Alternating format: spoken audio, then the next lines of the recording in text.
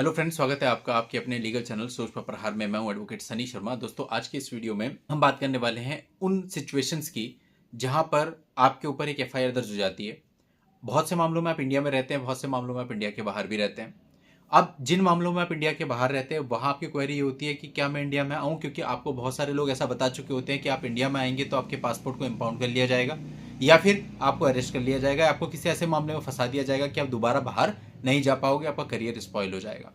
जो लोग इंडिया के अंदर रहते हैं उनको यह कहा जाता है अधिकतर लोगों के द्वारा कि भाई अगर तुम पुलिस से मिले तो तुम्हें अरेस्ट कर लिया जाएगा, यानी वो इन्वेस्टिगेशन ऑफिसर से अपने मिलते ही नहीं है और ऐसी सारी प्रक्रियाएं चलती रहती हैं।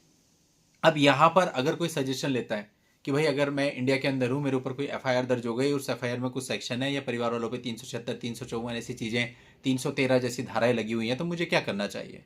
तो देखिए, जो भी ये मैट्रिमोनियल वाद होते हैं जहां पर 313 354 376 ये सारी कॉमन धाराएं 498 323 वगैरह के साथ लगती हैं। अब बीएनएस में सेक्शन के नाम कुछ एफआईआर में चेंज कर दे रहे हैं जो नई घटनाओं पर आधारित हैं, बट उससे कोई फर्क नहीं पड़ता, बात तो वहीं की वहीं है। अब आदमी सोचता है कि इसमें 354 376 या 313 है तो अरेस्ट कर लिया जाएगा। ऐसा बिल्कुल भी नहीं होता है। जब ये 498 के साथ आती हैं तो ये एक मैट्रिमोनियल सूट ही होता है और इसमें कभी भी पुलिस अरेस्ट नहीं करती, बल्कि जब पुलिस को 376 या 354 से रिलेटेड कोई एविडेंस नहीं मिलता तो मैक्सिमम मामलों में ये धाराएं सारी हट जाती हैं।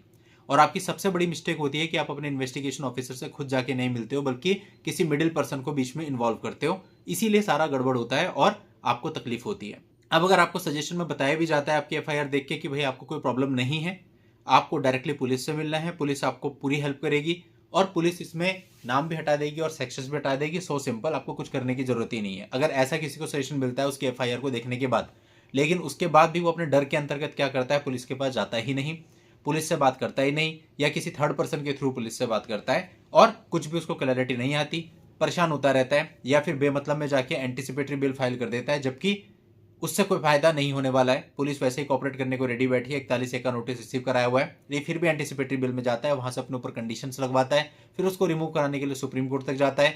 मतलब अननेसेसरी इतना कॉम्प्लिकेटेड कर लेता है वो सीधे से मामले को कि कहने की हद नहीं।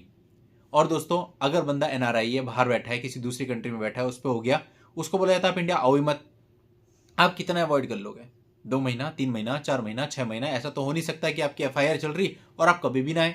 तो वो तो फिर सब कुछ हो जाएगा। कल को आप जब अपना पासपोर्ट रिन्यूअल कराएंगे, ट्रैवलिंग करेंगे, हर चीज में आपको दिक्कत आएगी। यानी ये तो क्लियर है कि आपको एक ना एक बार तो इंडिया आकर के चीजों को सॉर्ट आउट करना ही पड़ेगा। तो ज्यादा बेहतर है ना कि चीजें वर्स्ट हो जाए उससे पहले आ जाओ। चीजें वर्स्ट का मतलब है कि आपको पीओ डिक्लेयर कर दिया या आपकी प्रॉपर्टीज अटैच कर दी, आपके माँ बाप भी आपके साथ है तो आपके माँ बाप की प्रॉपर्टीज अटैच कर दी। ऐसे मामले ऑलरेडी मेरे पास रहे हैं जिन पर मैं वीडियोस बना चुका हूँ। गलती सिर्फ उनकी ये थी कि उन्हें इतनी बुरी तरह से डरा दिया गया कि वो एक बार भी इंडिया नहीं आए। तरीका क्या है कि भाई आपके ऊपर एफआईआर हो गई, अब उसमें देखा कितने नाम है, जितने नाम हट सकते हैं आपने पुलिस से हटवा लिए, नहीं भी हट सकते तो उनकी क्वेश्चन पिटीशन एक फाइल कर दी, अपनी एक क्वेश्चन पिटीशन फाइल कर दी, फॉर द टाइम बिंग वहां से आपने अरेस्टिंग स्टे ले लिया, इंडिया आए, पुलिस को कॉपरेट किया, अपनी स्टेटमेंट दी, 41 का नोटिस रिसीव किया, अपने घर वालों की पावर ऑफ अटॉर्नी दी, वकील साहब को वकालतनामे दिए, जो एफिडेविट देने हैं वो दिए, और उसके बाद आप वापस फ्लाई कर गए। कोई दिक्कत किसी तरह की नहीं होगी। बहुत इजीली आप ये सारे काम कर सकते हो। और ऐसा कि आपका पासपोर्ट इंपाउंड हो जाए ये बहुत ही रेयर केसेज में होता है। मैट्रिमोनियल में ऐसा कुछ भी नहीं होता कि आपका पासपोर्ट जो रख लिया जाए या आपको बाहर जाने से रोक दिया जाए। कोर्ट भी सारी चीजें समझती है। अगर आपकी जॉब बाहर है तो कोर्ट कभी भी आपको नहीं रोकेगा, क्योंकि उनका ये होता है कि भाई ये भाग जाएगा। अब आपके पास एक बहुत बड़ा सॉलिड रीजन कह लीजिए, ग्राउंड होता है कि सब मैं बेल कराने के लिए अमेरिका से इंडिया आया हूं, अगर मुझे भागना ही होता तो मैं आता क्यों, है ना। तो वो भी बात नहीं है। तो कहने का मतलब ऐसे में कोर्ट कभी भी ऐसा नहीं कहता कि आप बाहर नहीं जा सकते।